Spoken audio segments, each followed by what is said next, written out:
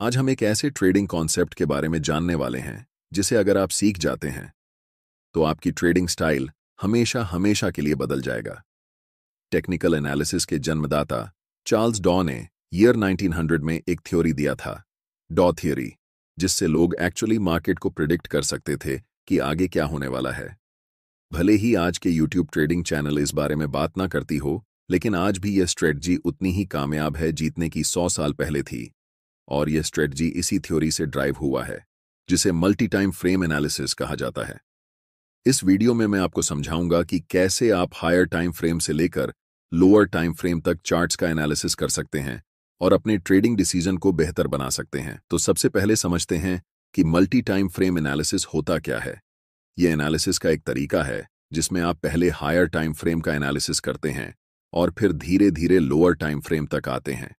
इस प्रोसेस में आपको 3 महत्वपूर्ण टाइम फ्रेम की जरूरत होती है। पहला time frame direction time frame होता है, जिसका उपयोग आप मार्केट की दिशा को समझने के लिए करते हैं। यानी आप देखते हैं कि प्राइस ऊपर जा रहा है, नीचे जा रहा है या साइडवेज मूव कर रहा है, जिससे आपको ओवरऑल ट्रेंड का आइडिया मिलता है। दूसरा time frame behaviour time frame होता है, जो प्राइस के बिहेवियर के बारे में डिटेल में बताता है। यानी प्राइस का मोमेंटम कैसा है, मार्केट स्ट्रक्चर ब्रेक हो रहा है या नहीं, वीक रिजेक्शंस या डोजी कैंडलस्टिक्स दिख रहे हैं या नहीं, और मार्केट रिट्रेस कर रहा है या नहीं। तीसरा और आखिरी time frame entry time frame होता है, जिसमें आप एक्चुअल ट्रेड एंटर करते हैं। अगर प्राइस डाउन ट्रेंड में है तो आप सेल के लिए देखेंगे, और अगर अपर ट्रेंड में है तो आप बाय करने के लिए देखेंगे। ये बहुत सिंपल है। ये जो टाइम फ्रेम्स आप इस्तेमाल करेंगे वो आपके ट्रेडिंग स्टाइल पर निर्भर करते हैं। मान लीजिए मैं इंट्राडे और स्विंग ट्रेडिंग का मिक्स उपयोग करता हूं, तो मैं 4 घंटे का टाइम फ्रेम डायरेक्शन के लिए, 1 घंटे का टाइम फ्रेम बिहेवियर के लिए और 15 मिनट का टाइम फ्रेम एंट्री के लिए उपयोग करता हूं। लेकिन अगर आप स्काल्पर हैं तो आपके लिए ये टाइम फ्रेम्स अलग होंगे। आप 1 घंटे को डायरेक्शन के लिए, 15 मिनट को बिहेवियर के लिए और 5 मिनट टाइम फ्रेम को एंट्री के लिए इस्तेमाल करेंगे।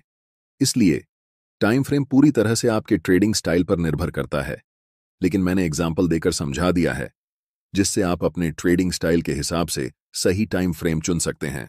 मल्टी टाइम फ्रेम एनालिसिस को शुरू करते हैं, जिसमें हम सबसे पहले 4 घंटे के टाइम फ्रेम को चुनेंगे, ताकि हमें पता चल सके कि मार्केट इस समय किस दिशा में है। 4 घंटे का टाइम फ्रेम चुनने का सबसे बड़ा कारण यह है कि यह हमें मार्केट का पूरा स्ट्रक्चर बता देता है कि अभी मार्केट किस दिशा में है। अगर हम 15 मिनट का चार्ट इस्तेमाल करते तो हमें स्पष्ट दिशा का पता नहीं चलता, क्योंकि प्राइस ऊपर नीचे कर रही होती है। इसलिए दिशा को समझने के लिए हमेशा बड़े टाइम फ्रेम पर जाना बेहतर रहता है। आप में से ज्यादातर लोग इस चार्ट को देखकर कंफ्यूज हो सकते हैं कि यहां प्राइस क्या कर रही है और हमें कैसे ट्रेड लेना चाहिए, बाय करना है या सेल करना है, या फिर अभी ट्रेड नहीं करना है। लेकिन यह गलत तरीका है चार्ट्स को देखने का, क्योंकि हम एक इंट्राडे या स्विंग ट्रेडर हैं। हमें बहुत पुराने चार्ट्स को नहीं देखना चाहिए।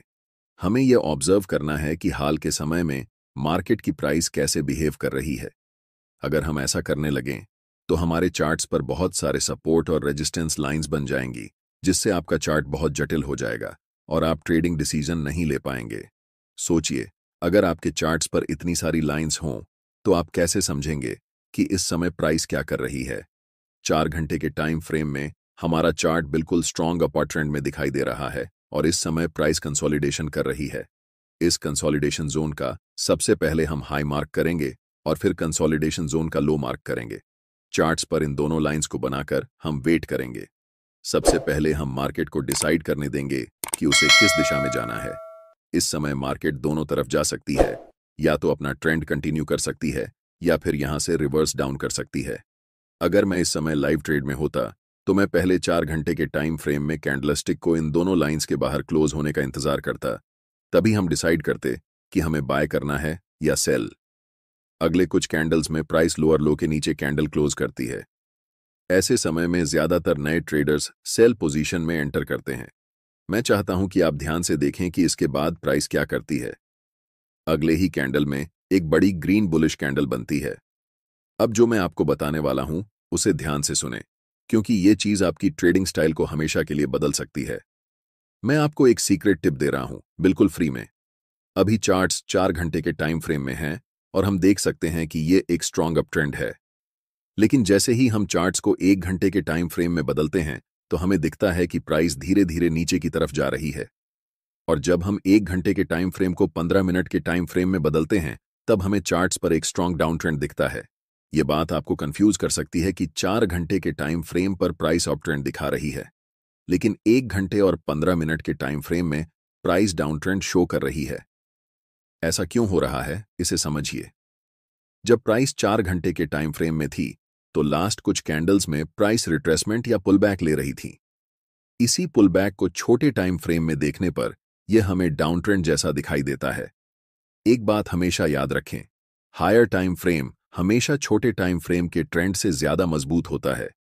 इस सिचुएशन में 4 घंटे का टाइम फ्रेम 1 घंटे के टाइम फ्रेम से और 15 मिनट के टाइम फ्रेम से भी ज्यादा स्ट्रांग होगा, और 1 घंटे का टाइम फ्रेम 15 मिनट के टाइम फ्रेम से स्ट्रॉन्गर होगा।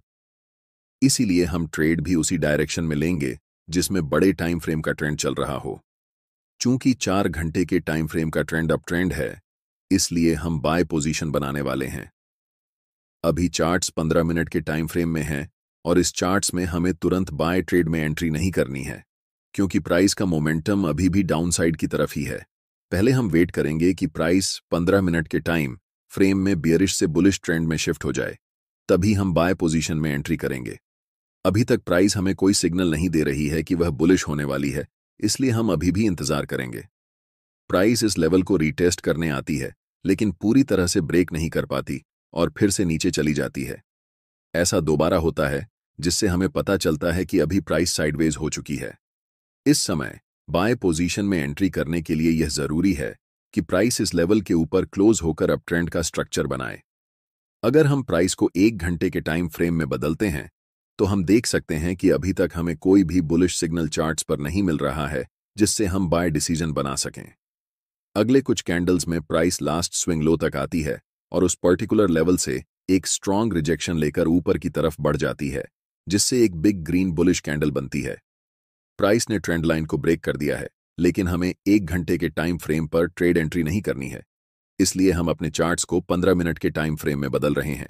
अब हम कह सकते हैं कि मोमेंटम डाउन ट्रेंड से अप ट्रेंड में शिफ्ट हो चुका है और इस समय 15 मिनट के टाइम फ्रेम में मोमेंटम अप है, 1 घंटे के टाइम फ्रेम में मोमेंटम अप है और आखिरकार 4 घंटे के टाइम फ्रेम में भी मोमेंटम अप है। जब इन तीनों टाइम फ्रेम में मोमेंटम एक ही दिशा में होता है, तब समझो कि आपका सेटअप बनकर तैयार हो चुका है और यह किसी जादू से कम नहीं है। हमेशा याद रखें, कभी भी जल्दबाजी में ट्रेड नहीं करना चाहिए। हमें तब तक इंतजार करना चाहिए जब तक तीनों टाइम फ्रेम में प्राइस एक ही दिशा में न हो जाए। अब यहां हम बाय पोजीशन में ट्रेड में एंट्री करते हैं, ठीक इस ज्वाइंट ग्रीन कैंडल की क्लोजिंग पर, जिसमें हमारा स्टॉप लॉस ट्रेंड लाइन के थोड़े नीचे होगा। इस ट्रेड में हमारा टारगेट लेवल 4 घंटे के टाइम फ्रेम का स्विंग हाई होने वाला है, क्योंकि प्राइस ने इसी लेवल से डाउन ट्रेंड की ओर शिफ्ट होना शुरू किया था। इसे आप सप्लाई जोन या रेजिस्टेंस एरिया भी कह सकते हैं। अगर आप टारगेट सेट करने में कंफ्यूज हो रहे हैं तो मैं आपको एक टिप देता हूं। ट्रेड में एंट्री करने से पहले आपको चार्ट्स के लेफ्ट साइड पर ध्यान देना चाहिए और देखना चाहिए कि स्विंग कौन कौन से लेवल पर हैं। जैसे कि लास्ट टाइम ये एक स्विंग हाई है और इससे पहले ये एक स्विंग हाई है, तो हम इस समय 2 टारगेट रख सकते हैं। लेकिन क्योंकि बड़े टाइम फ्रेम में ट्रेंड स्ट्रांग है, इसलिए स्विंग हाई को टारगेट रखना ज्यादा सही रहेगा। और देखो, प्राइस बिना समय बर्बाद किए ऊपर चला गया। अब मैं आपको एक और तरीका बताता हूं कि कैसे इस ट्रेड में एंट्री करनी है। टाइम फ्रेम को 15 मिनट से 1 घंटे में शिफ्ट करते हैं। अब प्राइस अपने हाई के आसपास है और अगर आप यहां बाय पोजीशन में ट्रेड एंट्री करते हैं तो आपका स्टॉप लॉस काफी नीचे होना पड़ेगा, जिससे आपका रिस्क रिवॉर्ड रेशियो खराब हो जाएगा। इसलिए हमें तुरंत ट्रेड में एंट्री नहीं करनी है, बल्कि प्राइस को पहले रिट्रेस होने देना चाहिए इस लेवल तक। प्राइस रेड कैंडल बनाते हुए नीचे आती है और इस लेवल को टच करती है, लेकिन आप तुरंत यहां पर एंट्री नहीं ले सकते। अगर आप यहां एंट्री लेते हैं तो आप बस अनुमान लगा रहे हैं कि प्राइस ऊपर जाएगा, लेकिन प्राइस बहुत अनिश्चित होता है। चाहे कितना भी महत्वपूर्ण लेवल क्यों ना हो, वह कभी भी ब्रेक हो सकता है या फिर उस लेवल को रिस्पेक्ट नहीं कर सकता है। इसलिए हम इंतजार करते हैं कि मार्केट पहले कंफर्म हो जाए कि वह किस दिशा में जाने वाली है, उसके बाद ही हम ट्रेड में एंट्री करेंगे। आप अगर अपनी इच्छा के अनुसार ट्रेड करेंगे तो यह एक खतरनाक तरीका हो सकता है। कभी भी मार्केट में सरवाइव नहीं कर सकते हैं, चाहे आपके पास कितना भी कैपिटल क्यों ना हो। अधिकतम एक सप्ताह लगेगा और आपका कैपिटल डूब जाएगा। इसलिए हमेशा कंफर्मेशन का वेट करना चाहिए। अब प्राइस को 15 मिनट के टाइम फ्रेम पर शिफ्ट करते हैं। अगर आप देख रहे हैं कि प्राइस अभी भी डाउन ट्रेंड में है, तो हमें कुछ नहीं करना चाहिए। जब तक हमें इस लेवल के ऊपर एक स्ट्रॉन्ग ग्रीन कैंडल के साथ प्राइस क्लोज नहीं कर जाती, तब तक इंतजार करना जरूरी है। एक बार फिर प्राइस प्रीवियस स्विंग लो को ब्रेक करती है और अगले कुछ कैंडल में एक स्ट्रॉन्ग ग्रीन कैंडल बनाते हुए ऊपर की तरफ जाती है और इस लेवल के ऊपर स्ट्रांगली क्लोज हो जाती है। यहां पर एक कारण है कि प्राइस इसी पार्टिकुलर लेवल से रिवर्स क्यों हुआ। जैसे ही हम चार्ट्स को बड़े टाइम फ्रेम पर शिफ्ट करते हैं, तो चार्ट्स के लेफ्ट साइड में एक डिमांड जोन नजर आता है। हम यहां सप्लाई और डिमांड जोन कैसे ड्रॉ करते हैं, इस पर चर्चा नहीं करेंगे क्योंकि मैंने इस टॉपिक पर पहले ही एक डिटेल वीडियो बना दिया है। आप चैनल पर जाकर वह वीडियो देख सकते हैं। मैं चाहता हूं कि आप इस स्थिति को ध्यान से देखें और इसे उस वीडियो से लिंक कर पाएं जो मैंने पहले बनाया है। अब हमारे पास 3 कंफर्मेशन हैं। फर्स्ट, 15 मिनट के टाइम फ्रेम में ट्रेंड अप है। सेकंड, 1 घंटे के टाइम फ्रेम में ट्रेंड अप है। और थर्ड, 4 घंटे के टाइम फ्रेम में भी प्राइस अप है। हम जानते हैं कि यह सेटअप हमारे लिए एक जादू की तरह काम करता है।